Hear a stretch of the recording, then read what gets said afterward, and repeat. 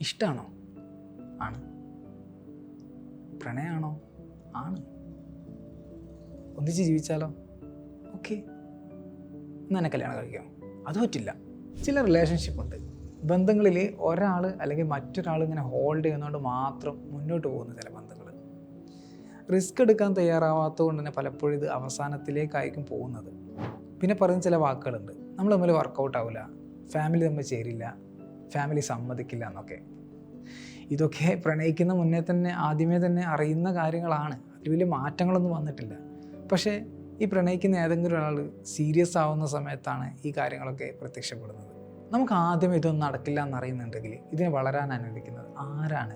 എന്തിനാണ്? ഒരാൾ ഈ ഒരു കാര്യത്തിൽ ഇതെങ്ങനെ മുന്നോട്ട് കൊണ്ടുപോകണം എന്നുള്ള സീരിയസ് ആയിട്ട് നിൽക്കുന്ന സമയത്ത് ഒരാൾ ഇതെല്ലാം വളരെ നിസ്സാരമായിട്ടായിരിക്കും കാണുന്നത്. പ്രണയം ഇല്ലെന്നറിയുമ്പോൾ, പ്രതീക്ഷിച്ചൊന്നും നടക്കില്ലെന്നറിയുമ്പോൾ അതിൽ തകർന്നു പോകുന്നത് ഒരാൾ മാത്രമായിരിക്കും.